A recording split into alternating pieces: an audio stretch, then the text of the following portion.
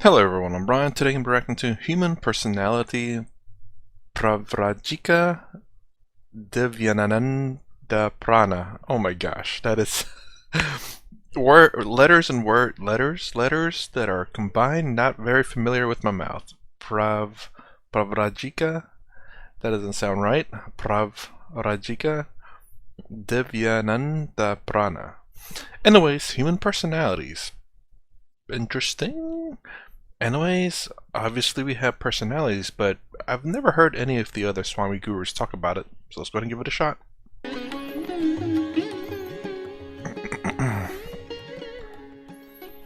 We will start with a prayer.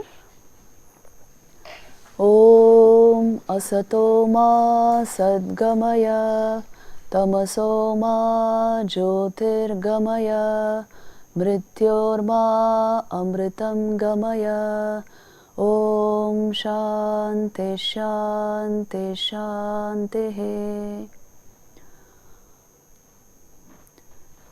Today we are going to study the human personality paradigms in Eastern and Western philosophy.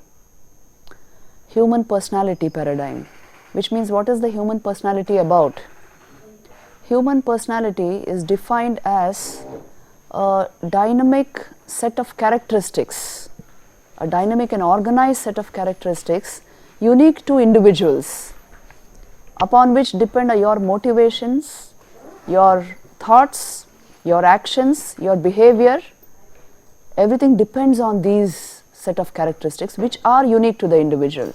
So this is what we generally call personality. Now you have a number of personality workshops, all this is going on.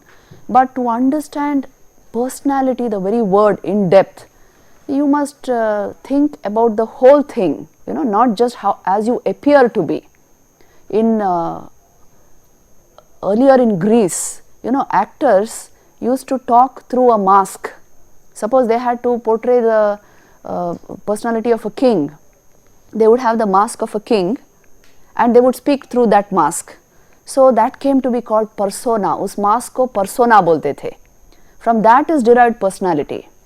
The Latin word persona means mask, and from that is derived personality. Iska matlab hai, whatever we think ourselves to be, this body-mind complex, we are actually functioning through it. If you think deeply about yourself, in the last class, some small amount of meditation we did on these lines.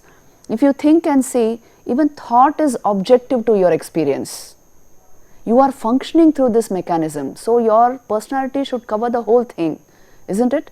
Eastern philosophies mein aise hi karte hain. They actually take up personality as a trichotomous structure, which means there is the body externally, there is the mind, and there is the Atman or self. It is due to the presence of this Atman consciousness that the body and mind are enlivened. And we have this tendency to identify with the body-mind complex, and we consider that much only to be our personality. So we are always polishing the surface. But the fact about you is, you are a unit of consciousness functioning through a body-mind complex. So the general paradigm of human personality in Eastern traditions, meditative traditions, philosophical traditions, is a trichotomous structure. Did you get the point? In Western philosophy, it is primarily dichotomous. It is body and mind, and the higher mind is called the soul. So we will go into that also. But first let us cover the Eastern paradigm of human personality. Now here, when we are talking of self, when we are talking of the Atman, last class we had some amount of discussion on this. See, what are they exactly trying to tell you? If you go to the Kenopanishad, Kenopanishad is an Upanishad which starts off with a wonderful description of self. Who's the real I, the unchanging I in me? It starts off with a definition. See, the question put there to the teacher initially as the Upanishad starts is Kene shitam patati preshitam manaha Kena prana prathama praiti yuktaha Kene shitam vachamimam vadanti Chakshu shrotra kahu devo yunakti. Which means what is it that impels my mind to go towards objects? What is the starting point? Look at the gravity of the question. This is what I want you to see. What is it that makes my mind function? This is what he is asking by saying, Keneshitam patati preshitam manaha, Kena prana prathama praiti yuktaha. What is it that makes my vital energies function? Driven by what do they go and join themselves? Do they move? Driven by what do I speak? What is speech? What is the source of speech? What is the source of my faculty of sight, of hearing? This is the question. Are you getting the immensity of the question? He is asking for how is perception becoming possible? How is mind activity becoming possible? And then the answer given is also very deep. The answer given is Shrotrasya Shrotram Manaso Manoyat Vachoha Vacham Sau Pranasya Pranaha Chakshuscha Chakshu Atimuchya Dhira Pretya Smalokad Amrita Bhavanti. That which is the source of all this activity and perception, that is actually Shrotrasya Shrotram, he is saying, the ear of your ear. Manaso Manoyat, the mind of your mind, the eye of your eye, the vitality of your vital energy. And one who gets to this source factor, he is able to come out of the sense life and attain immortality. This is how it is described. Now you see this very phrase, it is the ear of the ear, it is the eye of the eye. How significant it is. इसका मतलब है पीछे ऐसा कुछ force है. There is something which impels your sense organ to go and join with the sense object, makes perception, simple perception possible. So this we will be studying in a very big way in the next class, because the session is on mind and perception. But basically here you should catch this point that it is being your sense organs are being driven by something. There is some factor, some force within you which is making that perception possible. The mind itself, if you study simple perception, immediately this question will pop up to you. You see, when you see any object, photons are being thrown into your visual cortex actually. Photons are colorless. It is electromagnetic radiation. It goes into your brain and some neurochemistry happens there, and you don't perceive photons. You don't perceive neurochemistry. You are perceiving a whole set of wonderful colors, objects, a three-dimensional world in real time and space. So how is this becoming possible? So you see, actually science gives you the connection between the object and your brain activity, and Yoga Vedanta throw light on the sequence from your brain activity to consciousness. So the whole thing you can get if you, that's why I said combining objective and subjective sciences, it will unveil a huge amount of knowledge for us. So this possibility, this Upanishad is hinting at by telling you it is the mind of the mind, it is the ear of the ear. That is the nature of consciousness.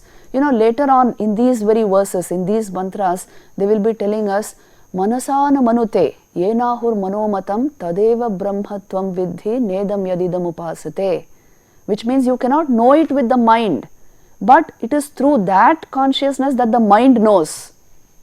That is called Brahman, and not this that people objectively worship here.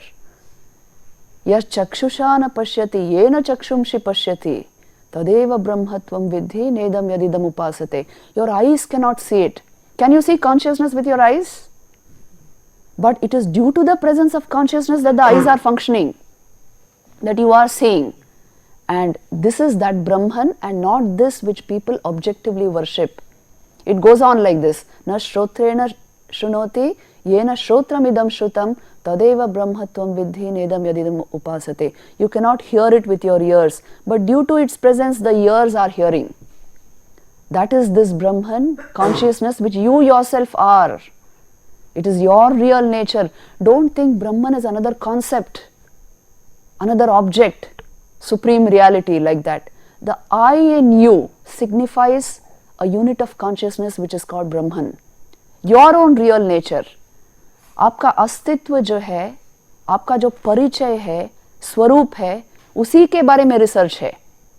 The real I in you, the unchanging element in you. Think and see, body and mind are constantly changing.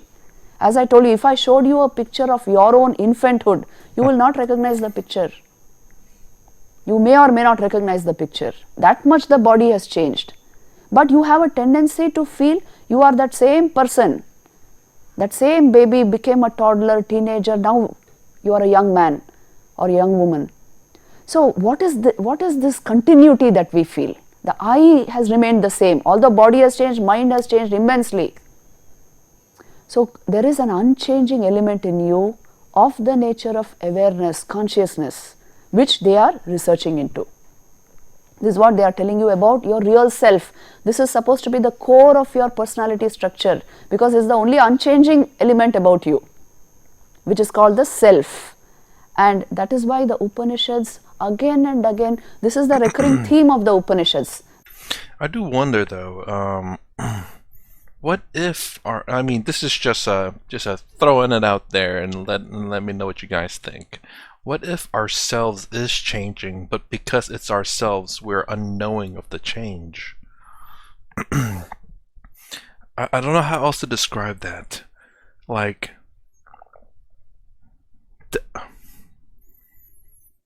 it's pretty obvious that anything that we experience, we can see the change. We can see the change in our hands or our eyesight, or because we're able to observe it. But the things that we cannot observe, which is ourselves, what if it is changing, but because it is ourselves, we cannot observe, well, we cannot observe it, therefore we cannot observe the change. We cannot, can we say definitely for sure that we are unchanging? Or are we changing but unaware of it? Because there's no way to observe ourselves.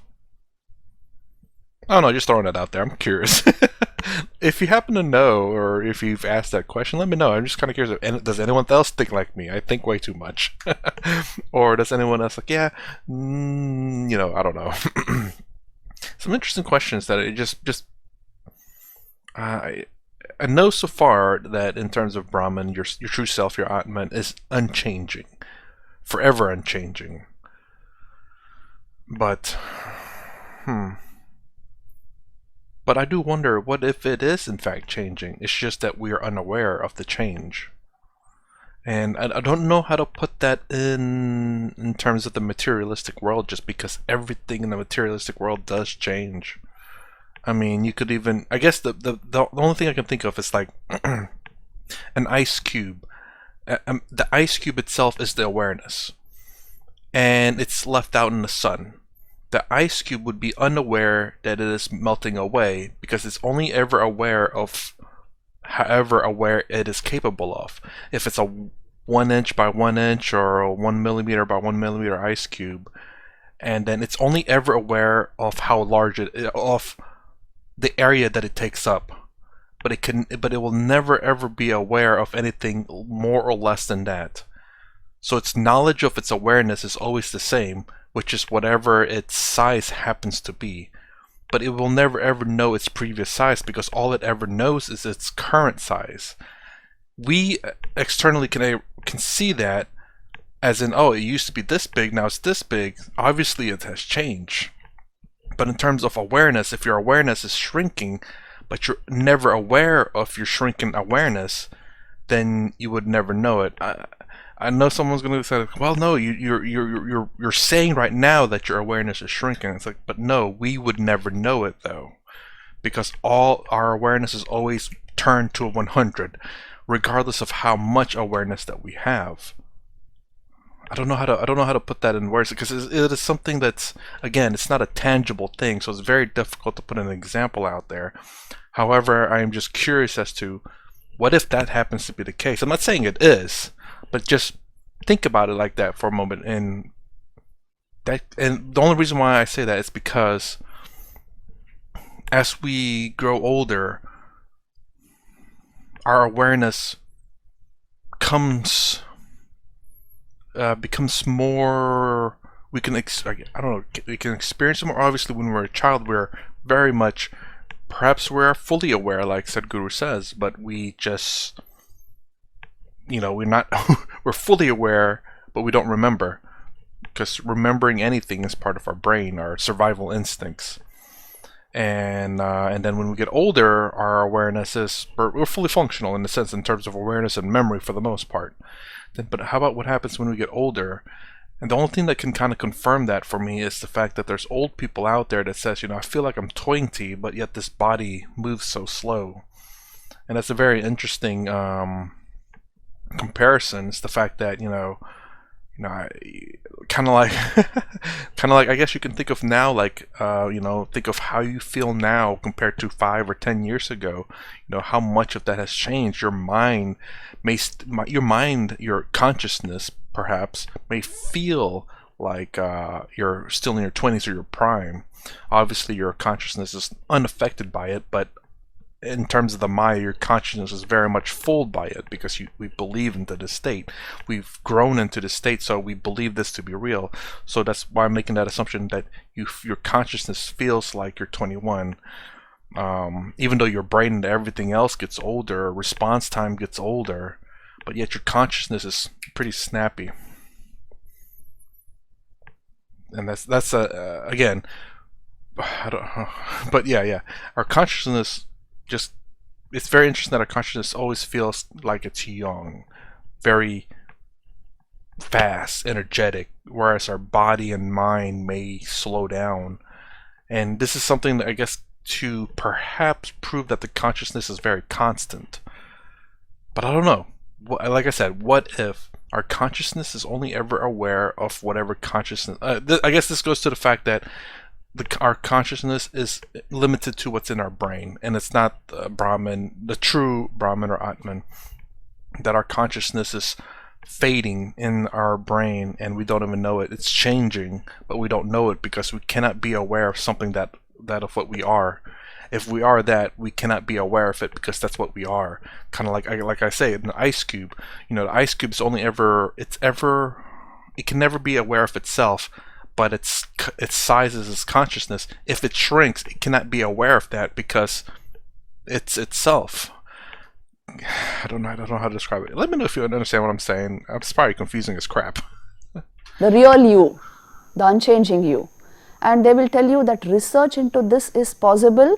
They researched into it and found that you are of the nature of consciousness, immortal, eternal, the very essence of being, the very essence of consciousness, and the changeless one. In the midst of all this change, there is a changeless unit which you actually are. And that is what they are calling the Atman. And there is a way to discover this Atman. I was very profoundly affected when your faculty introduced the word discovery into this course. They have given the title of the course as Discovery and Management of Self.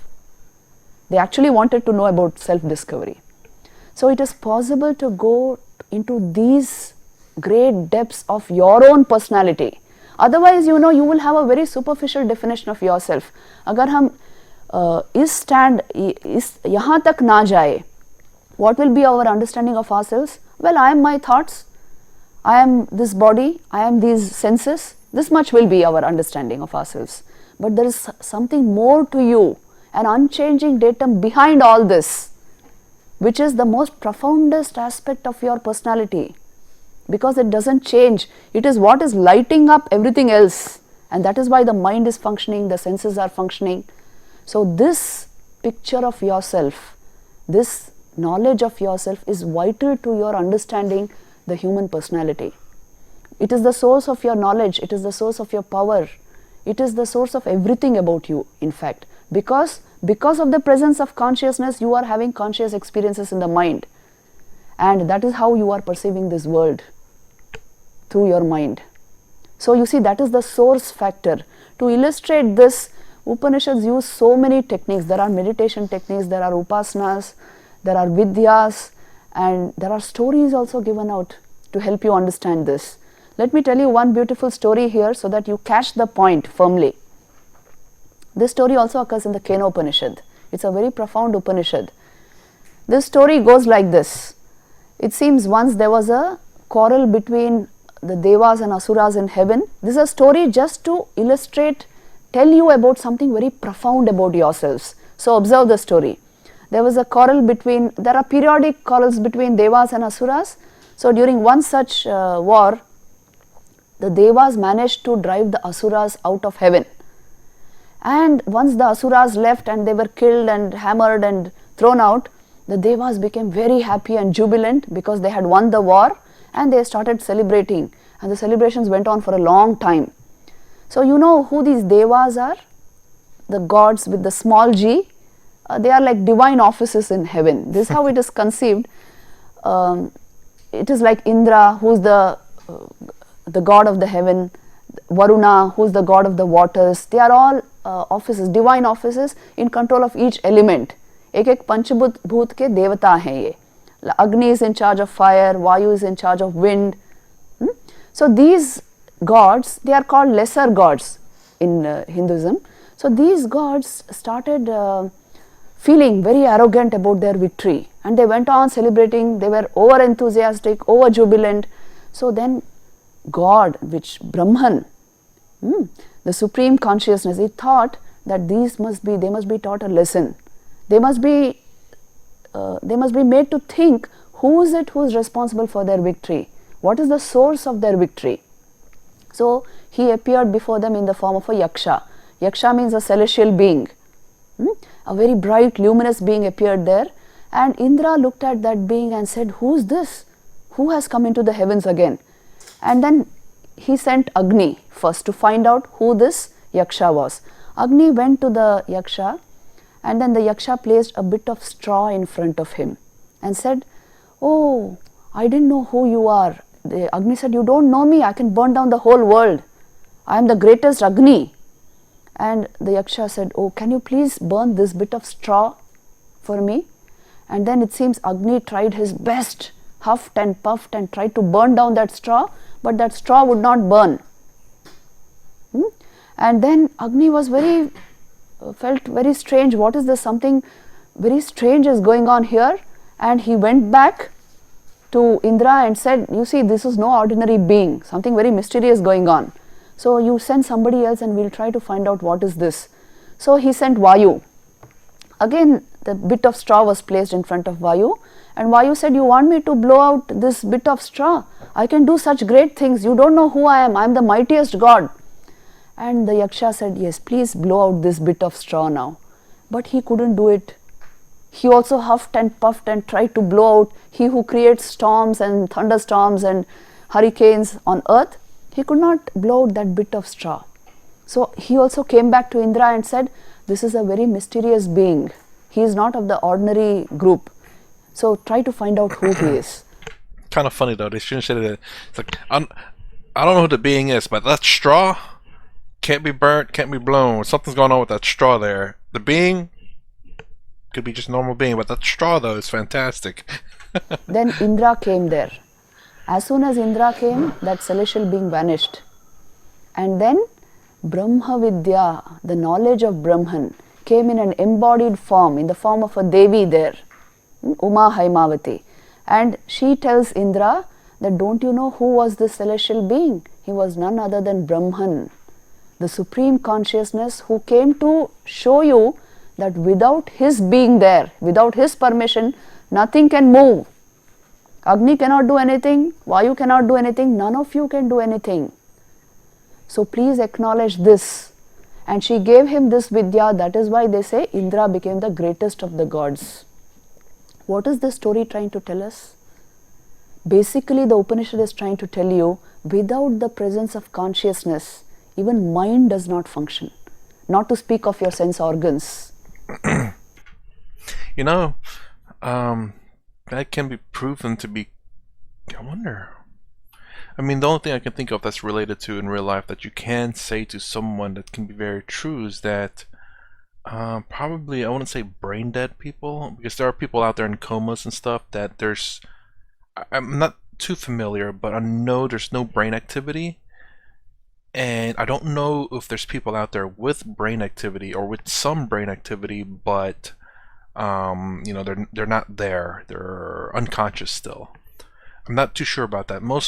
I haven't really, oddly enough, me watching YouTube hasn't drove me into that. I'm still watching nature videos.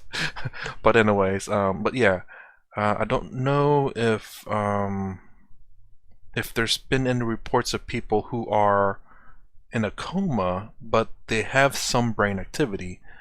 Because most of the times that I've heard shows and stuff that talk about that is that they have no brain activity. They're considered brain dead or a vegetable, and but they still keep them in a life support system, meaning that I guess there's a machine hooked up into their lungs and whatnot that force feeds air and all that. So technically, I don't know if they're technically alive or dead. I think they're technically called brain dead, but their body's still alive, perhaps? I'm not sure.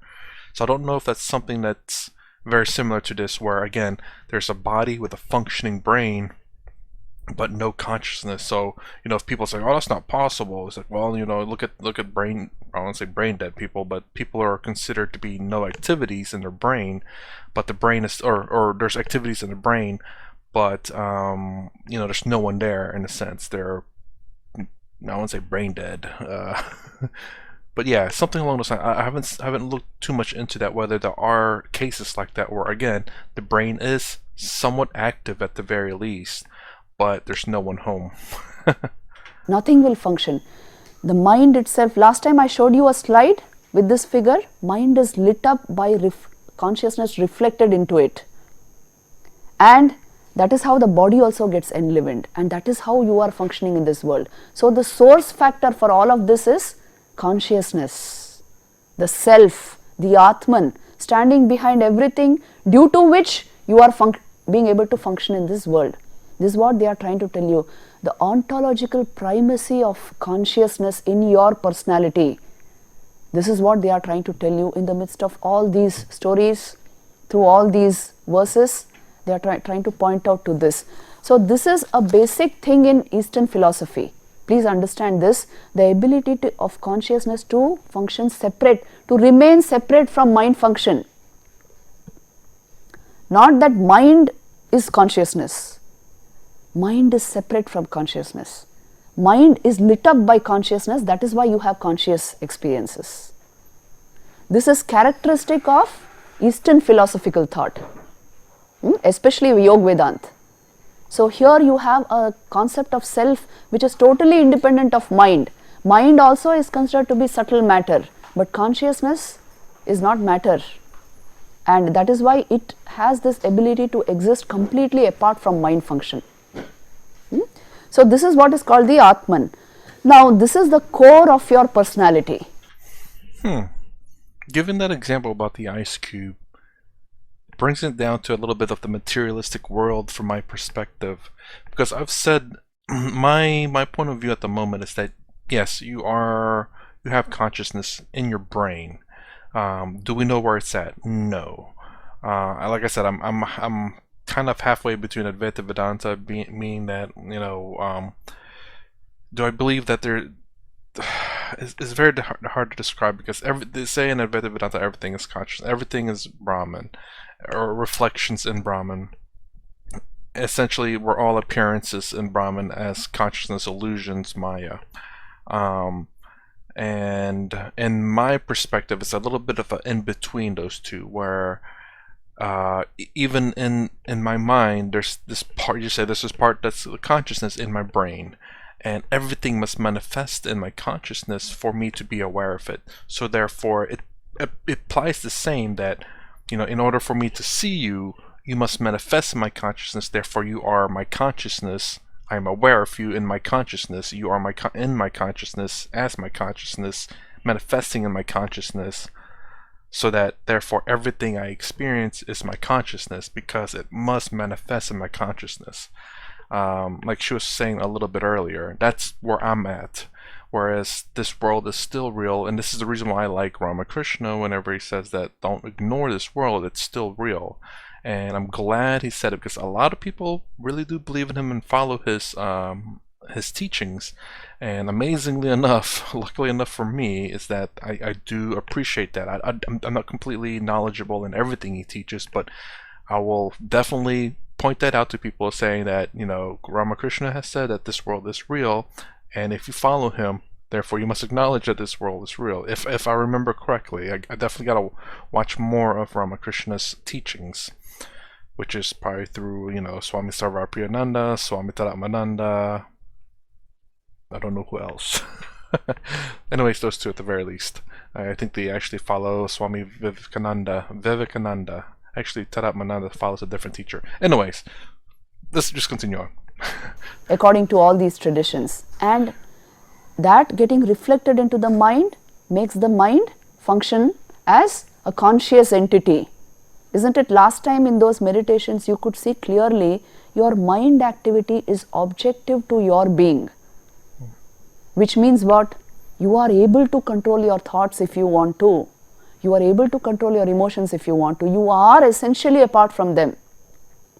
You go ahead and quickly identify, because that is natural, normal to the human experience, to identify with your thought process, to identify with your emotions. But the real you is awareness, which is being aware of that thought, which is aware of that emotion. So always your experience is always like this, that you are able to see your thoughts. You see, that is why memory is possible, isn't it? You are able to remember what you thought, which means you are apart from your thought. Isn't it logically correct? Metacognition, thinking about thinking, how is it possible? Any neurophysiological activity, you see it for yourself. Unless you are apart from your thoughts, how will you remember them? How will you know them? So your essential, it is pointing only to your essential nature. We have not learned to think in this way. This is the whole problem. But all this Upanishadic literature, what does it do for you is, it gives you an understanding of yourself far transcending your mind, your mental function. So it helps you control the mind. It gives you a stand apart from your mind. And so it will help you understand everything about the mind, help you handle the mind effectively for your purposes. So mind is the next element of your personality, which is supremely important. You see, here let me point out some things initially. Mind is considered to be subtle matter according to Vedanta. इसका मतलब क्या है? It functions on borrowed consciousness, isn't it? The reflection of consciousness falling in the mind is enlivening the mind, and it is functioning. And it feeds on objects, sense objects, to function, isn't it? You need sense data to think. If you actually see what is happening in your mind at this very moment, think and see. You are thinking thoughts based upon what you have seen, what you have heard. Your thoughts, your mental activity is based upon your sense perceptions. This is one of the inlets to the mind, isn't it? Your sense perceptions, what you saw, what you hear. Just now you are hearing this talk, so you are thinking along these lines. You are thinking about consciousness, you are thinking about mind function. This is one thing about your thought. The other thing is memory. Even if you are not taking in sense data, there is the unfolding of memory within you, which means in the past what you have thought will keep getting recycled in your mind. It blossoms forth as memory in your mind. This creates your entire mental world, your sense perceptions, sense data and memories. है ना? At any given moment of time, what is creating your thoughts? See, this is a very important question for you all, because usually you identify yourself only with thought, your thought world. So I smiled twice there because she said henna, which I remember asking about the last time, which is, do you understand? Do you get it? Do you hear it? And then she actually would use the word y'all. I don't remember her saying that before, I don't think. That's pretty cool. So what is creating my thoughts? It is my sense perceptions and my memories. Now here, Yoga Vedanta make an enormous contribution, understanding for you. In order for you to understand entirely the mechanism of your mind, how you function. When you take in sense data from the external world, अब आप सोच लो आपने आज एक movie देख लिया. You saw a movie today. For the next whole 1 week, maybe your mind was brooding over that movie, thinking about the same thoughts. So the content of your mind was to a great extent decided by your sense perception. This is what I want you to see, right? Then what happened? As you go on repeating the things which you have seen in your mind, they will become habits. They will become sanskars. Sanskars means strong mental impressions. Then they don't remain in your conscious mind, they go into your subconscious mind. They will remain there. After a long time, maybe after 2 months or after 6 months, they will again blossom forth in the conscious mind, and then you call them memories. Right? They are nothing but recycled conscious thoughts. You put it in at some point of time. Now they are coming forth as memories. So this entire cycle is going on day and night in your mind. This is a chakra actually, which is described in the commentary on Patanjali Yoga Sutras, Vyas Bhashya. It is so important for you to understand how your thought mechanism is functioning. You take in sense data, it becomes your mental impression, it is converted into your memory, and this cycle keeps going on and on all the time. And so you feel, I just can't stop my thoughts. Even if I close my eyes, I close all sense perception, there is the replay of memory. So you simply can't stop the mind. इसीलिए हम पूछते हैं, how do I get peace of mind? How do I stop my mind? How do I stop my mind from going into negativities? Because we have not understood this basic cycle. Now here, let us observe a few more important points. See, first thing which you should understand is, if you want to change the nature of your mind, what should you change if you have understood this cycle? Your behavior? You will first of all change the input, Oh. the intake through your senses, what you are taking in, sense perceptions. You will change the content of that. You will commit yourself only to the good things in life, not to negativities. Many times you take in negative impressions from the outside, isn't it? That would be kind of difficult. What if the things that you're surrounded with is kind of like that, movies or just people around you. You can't just, can't necessarily change the external world. I think that's going to be kind of a problem. Again, I go along the lines which I 100% agree with the said guru about how, you only have control over yourself. You can't really control the external world. So changing the external world is not likely. You can change some things that you own, your property and whatnot, yes. You can change what you watch in terms of the TV and movies and things you listen to, music. But, people, your surroundings, your environment, for the most part, can't really change. But your thoughts, what you think of, all that, you can change. Which is, I would probably push, instead of saying, you change your external impressions. There's some that you can, I agree, but probably like 90 to 99% of it you can't really change. And yeah, that'd be very difficult. I'd be pushing more along the lines of what Sadhguru says, where you cannot control the external world, you can control your thoughts and all that. It's difficult, absolutely. Nothing is ever really easy. And then this is the first thing you will change. Secondly, you will start working on your memories so that your memories are positive. Most of your thoughts are memories, please see this. So that you have good memories, positive memories, things which give you happiness and peace. So these are the two factors upon which you will work. So please say this, you change your life through your thoughts. Again, for me personally, I would never really forget the negative thoughts, just because you must, for me this has always been, you must understand the things that happen to you, why things happen, negative, the good and the bad. And if you understand the reasons why bad things have happened, you can make changes so that those things can't happen again.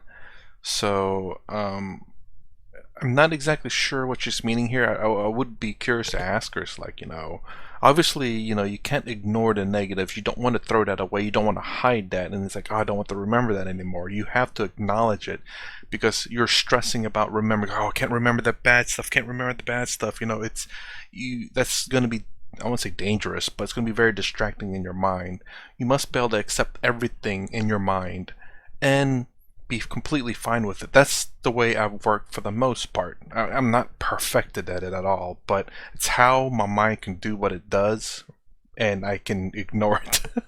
For the most part, I can ignore some of the things, and my mind either races or it doesn't matter. For the most part, I can ignore it, or I can have fun with it, I suppose, by thinking of things or saying, no, let's go think of something else. We need to do this tomorrow anyway, but to not always be fighting against your mind, but to understand it, flow with it, and then have a way of, in a sense, controlling your mind so that you're not fighting the negative thoughts. You have accepted it, and now it's not a big deal.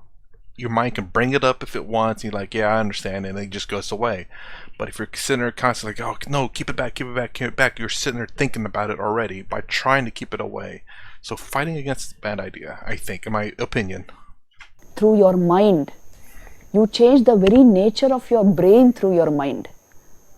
This is a huge field called neuroplasticity in neuroscience.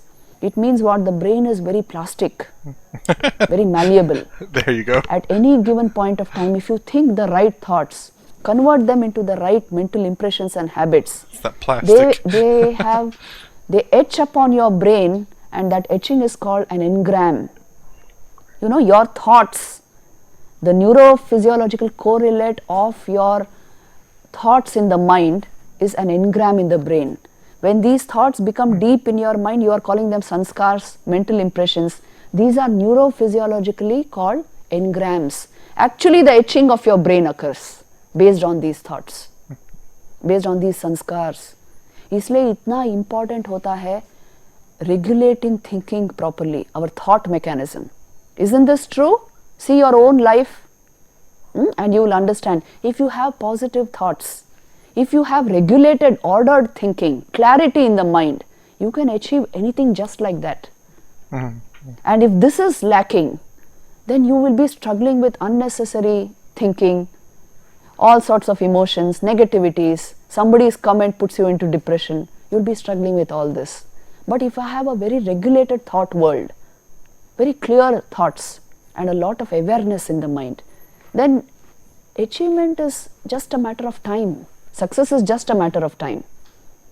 So the essential point is for you to observe this thought mechanism perfectly and understand it. Let me point out to a few more things here. You see, first thing I told you, you change even your brain through your mind, through your thoughts. Secondly, your thoughts are objective to your experience. You are not identified with your thought unless you want to be. इसका मतलब है anything happening in the mind, you can perfectly see it as an object. Yeah, I guess that's the kind of the problem is a lot of people identify as the objects in the mind, and it's very difficult to separate. And this is something that I won't say I somehow kind of learned a little bit amazingly even before watching this videos. Again, I credit it all honestly to my world religion class, where the phrasing says that the Buddhism section of my world religion class, and they say that the world is suffering. Ever since that moment, it made me think things differently. That where I somehow started seeing my emotions as separate, my thoughts somewhat separate. Again, it didn't just click right away, but it just changed the way I think, and then slowly I began to think like this, where I'm no longer necessarily bothered by my thoughts, by emotions. It still affects me, especially the extreme ones, but I am better handled a lot of other things that would normally probably get the average person. You are distanced from it. If you practice that 5-minute meditation which has been circulated, you will get a grip over this. You will understand it by yourself, that indeed I am always aware of my thoughts, which means I am apart from them. I, the awareness, am watching the thought process. If fear comes into the mind, I, the awareness, am watching the fear. If anxiety comes, I, the awareness, am watching anxiety. So it will not affect you. Sorry, I laughed there for a second because I was thinking like, well, if you're not thinking of anything, you don't have to worry about watching your thoughts. You just have a blank mind, which can happen for me from time to time. It will not grip you. It will not grip your life. It will not make you miserable. This is the great gain of this knowledge. You understand? It actually puts you in a position where you can handle every mental function. Then naturally you will have the experiences you want to have. You will have the delights you want to have, isn't it? Your thought is in your hands. ये capacity देते हैं. The great knowledge of yoga gives you this capacity to change your life as you want it to be. Otherwise, it is at the mercy of your sense impressions and your memories, whatever you have made them in the past. So it gives you a hold over yourself. This is the second point which you should know. The third point is, see, most people ask this question. After understanding the mechanics of the mind, they ask this, but how do I change my memories of the past? I have already created a huge silo of memory, as it were, which is functioning within me without my permission. You see, even when you quiet the mind, so many kinds of thoughts come into that mind, isn't it? In the past, I have put in so many types of thoughts, so many types of emotions. Now, how do I control them? How do I regulate them? So, memory is a huge part of study both in Eastern and Western philosophies, because most of your thoughts are memories. You know how Yoga Vedanta studies memory? इसमें से आप बहुत कुछ अपने practical जीवन के लिए ले सकते हो. If you are alert, you will get a number of points. How do I handle my memory? First of all, Vedanta will tell you memory is actually an asset. It is one of the greatest clues to show you the existence of the self. How? Memory is possible only if there has been a common factor between two events, isn't it? So it is actually showing you the presence of the Atman, the presence of the self. It is hinting towards that. The problem with you is you have messed up with that memory. You have put in so much of negative thinking that your memory in a sense has become negative. This much has to be corrected. So how do we do this? See, if memory is nothing but recycled conscious thought, if I keep changing my conscious thought towards the positive, my memory will one day change, isn't it? Because its source is conscious thinking. Your conscious thinking is becoming your memories. So if I keep thinking positively, if I keep my sense exposures positive, one day my memories will be very positive. And just now I will counteract my negative memories. There are definite methods for this by deliberately bringing positivity into my life. That is Oh, that was a weird cut. I'll say for myself, I generally am a positive person, and I don't assume, like I said, I think I said this before, I don't assume the negative on anything that someone does or say. I assume the positive first. And life is better, I suppose, because of that. But yeah, I know a lot of people, like, I guess you can kind of see it in a lot of stuck-up people or people who are just negative, where they assume the negative first, and they're kind of humans that you do not want to be around, just because they're always negative, whether there's negativity there or not. It's just always negative. Assume the negative. It's just really bad. why in the yogic sciences we actually work upon separating awareness from memory. Separating awareness from memory, what does this mean? See, you are of the nature of awareness, identified with the thought process. When you feel your memory is an impediment to your thinking, memories are negative, through the practice of yoga, you can separate the thought process and thus your memory from your awareness. Through the practice of meditation, this can be done. If this is done, your memory will not have a hold over you. In fact, yoga aims at doing this. If you are able to free yourself from the grip of memory, only awareness will reign in your mind. ये एक संभावना है. It is a possibility. Through the art of meditation, this can be done. When awareness dominates the mind, you know, the greatest happiness descends into the mind. Because there is no negativity there. You are in your real state. You have touched the real source of your being, which is awareness. And memory, you only allow that bit of memory to come in, which is useful to you, which is positive. The rest can be separated, kept apart from your experience through the practice of yoga, through the practice of meditation. Also, in Vedanta, they give you a very profound idea about memory, which is also useful to you.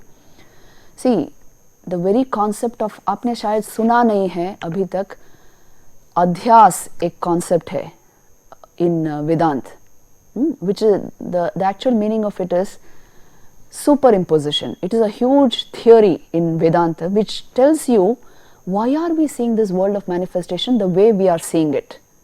If actually the reality is only one substratum, one underlying Brahman, why am I seeing the world of manifestation? The answer given to this is because you have superimposed one thing on another. Do you understand the word superimposition? See, now suppose, let me take the classic example of Vedanta only. You must pay attention, otherwise this will escape you. In classical Vedanta, we use the rope and snake example. Have you heard of it? Somebody was going home at dusk time. He saw something like a rope lying there, but fear gripped his mind, so he actually thought it might be a snake. Then he went close and threw some light on it and saw it's only a rope. That's very interesting. Is that like she said it was a classic Vedanta example of Vedanta, Vedanta. But I didn't know that was a classic. I thought it was just something Swami Sarvapriyananda has always said. Just as a great example, that you saw something, you thought it was a snake, but then when you when you remove ignorance, you realize it's a rope. I didn't know it was. I guess that's the classic example. It's not a snake. So the fear left him and he went home. Now in this example, suppose there was a snake on that rope, you would call it imposition. But if you are mistaking the rope for the snake, you call it superimposition. First understand the word. Superimposition means you are mistaking one thing for another. Now this happens due to memory, according to Vedanta. One of the very definitions of adhyas is smriti rupa paratra purva drishta avabhasaha adhyasaha, which means due to your memory, you are superimposing a thing seen elsewhere. A thing which was cognized elsewhere is being superimposed here due to the memory, functioning of your memory. Now that is why the study of memory is so very important. Unless you are able to separate memory from awareness, delusion will reign. Superimposition will occur at a very deep level. Superimposition is a very deep concept, which is actually telling you why Ajnan has come into the Jiva, which makes him see only multiplicity. So, memory works at a very deep level. That is why the initial techniques of yoga are trying to separate mind from awareness, which means the simple thought process from awareness. The next advanced techniques will help you separate your memories from awareness. If you can totally extract awareness from the grip of memory, you have passed in yoga, you have passed the test. Don't think these are, it's only about lecturing and getting the knowledge of it. This is actually about doing. Real quick, before she goes on, and we forget the last example about the rope and the snake, I guess a simple explanation is the fact that obviously, and I've watched other illusion videos too, where our mind tries to make sense of the world. That's all it does. It's trying to make sense of anything. And I'm guessing it assumes the worst case scenario. When you see something that looks like something that you're familiar with and it's a bad thing, it will assume that first. And that way it protects your body. Again, everything about our body is about survival.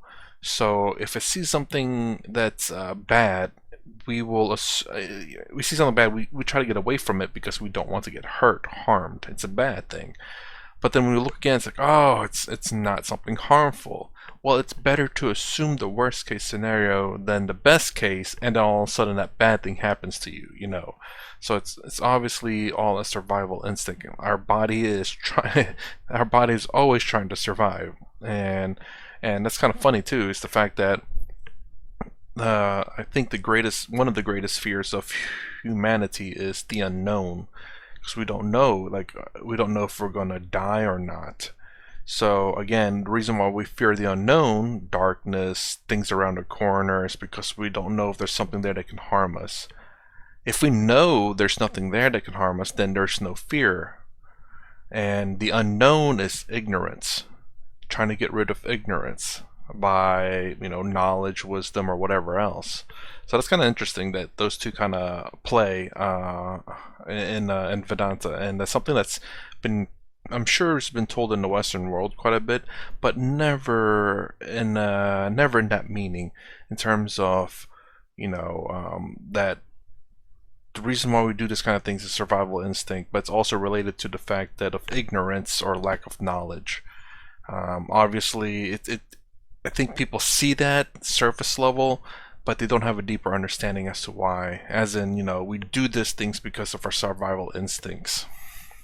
Anyways, I have to pause it right here because it's running a bit long, so the rest of the video is going to be on part 2. If you like my content, please consider subscribing. Thumbs up, thumbs down below. Thanks for watching. I'll see you in the next vid.